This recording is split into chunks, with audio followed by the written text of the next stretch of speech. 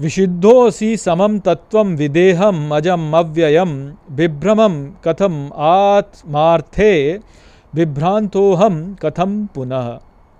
नमस्कार मित्रों, ये जो श्लोक है ये अवधूत गीता के पहले अध्याय का 30वां श्लोक है, जिसे हम आज गहराई से समझेंगे। तो आइए सबसे पहले इसके अर्थ को समझते हैं। तो जो श्लोक है वो कहता है विशुद्धोऽसि समम तत्वम, अर्थात जो विशुद्ध सम है वो तुम हो, विदेहम अजम अव्ययम, अर्थात जो विदेह है, जो अजन्मा है और जो अव्यय है, विभ्रमम कथम आत्मार्थे, अर्थात अपने लक्ष्य में या अपने अर्थ में कहाँ से जो है ये भ्रम प्रकट होता है, विभ्रांतो हम कथम पुनः, अर्थात और मैं कैसे पुनः विभ्रांत हूँ, मैं भ्रांत कैसे हो रहा हूँ पुनः।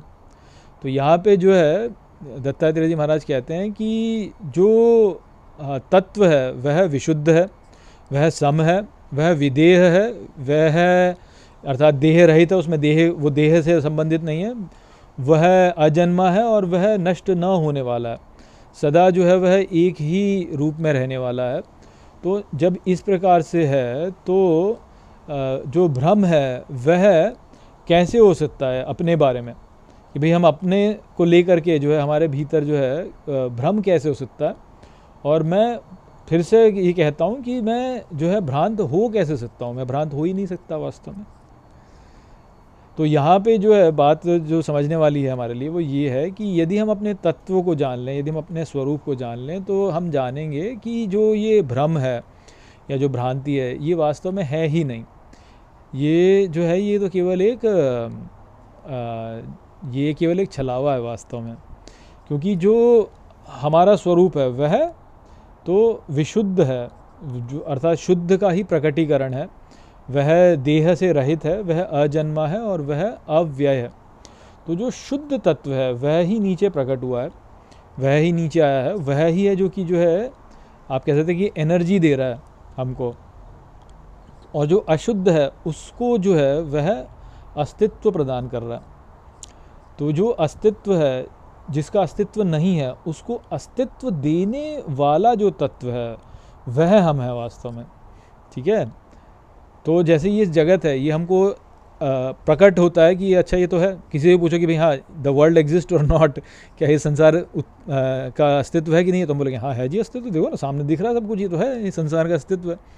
तो जो नहीं है वो हमें जो है के रूप में प्रकट प्रतीत होता है वास्तव में, है ना। तो ये संसार वास्तव में नहीं है, परंतु ये हमको प्रतीत ऐसा होता है कि ये है।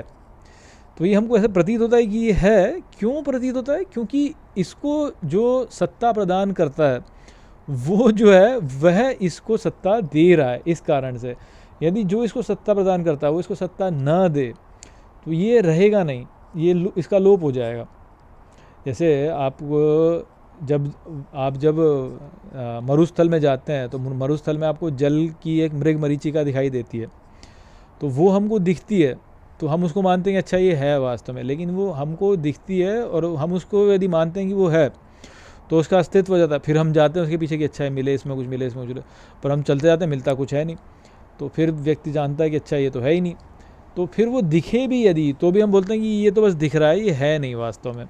तो उसको सत्ता देने वाले हम थे, हमने उसको सत्ता, यदि हम उसको सत्ता देंगे तो वो दिखेगा, हमको लगेगा कि हाँ वहाँ पे है, परंतु हम उसको सत्ता नहीं देंगे तो हमें पता चल जाएगा कि यहाँ तो कुछ है ही नहीं वास्तव में।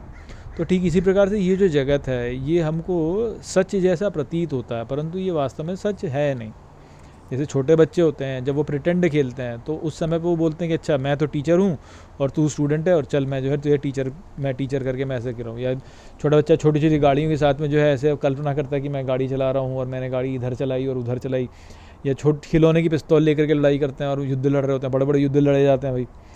तो वो होता नहीं है, परंतु उसको जो है बच्चा स्वयं से सत्ता देता है और फिर उसके साथ में खेलता है और फिर अलग अलग भावों को अनुभव करता है और अलग अलग भावों को अनुभव करके जो है वह अपना समय व्यतीत करता है।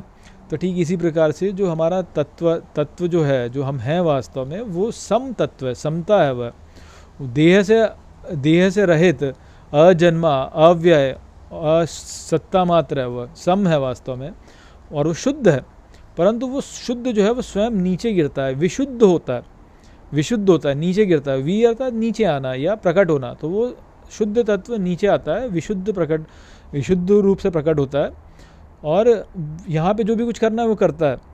परंतु यदि वो जाने कि मैं हूँ कौन, तो फिर ये जो सारे भ्रम हैं या भ्रांतियाँ हैं, ये जो है ये उत्पन्न नहीं होंगी वास्तव में। ये ऐसा लगेगा कि ये उत्पन्न कैसे होंगी, ये है ही नहीं वास्तव में, ये तो ये वास्तव में नहीं है, परंतु क्योंकि हम इनको सत्ता देते हैं इस कारण से ये सच हो जाती हैं।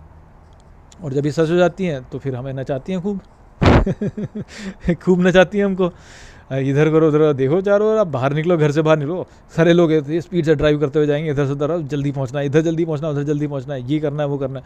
कोई से रोक के पूछे भाई क्या है क्यों इतनी जल्दी है, भाई ये बहुत इंपॉर्टेंट है। अच्छा उससे क्या होगा, ये होगा, उससे क्या होगा, ये होगा, अंत में क्या होगा, मरोगे तो बेसिकली वही वाली बात है कि खेल है, ये खेल खेल रहे हैं हम वास्तव में। अब खेल जो है वो ऐसे ही चल रहा है। तो जो भी जगत, संपूर्ण जगत, चराचर जगत जो भी हमें दिखाई देता है, इस सब को जो है जो सत्ता देने वाला है वही है जो कि इसको सत्ता देता है। और यदि वो सत्ता न दे तो ये जो है ये ऐसे नष्ट हो जाएगा जैसे धुआं हो, जैसे आकाश में बादल आता है, प्रकट होता है और फिर जो है वो आकाश में विलीन हो जाता है। तो उस प्रकार से ही जो है ये अवस्था होगी हमारी। तो वो यहाँ पे दत्तात्रेय जी महाराज कह रहे थे। आशा करता हूँ कि ये श्लोक आपको ठीक तरह समझ में आ गया होगा। चलिए इसी के साथ इस वीडियो को यहीं पे समाप्त करते हैं। नमस्ते।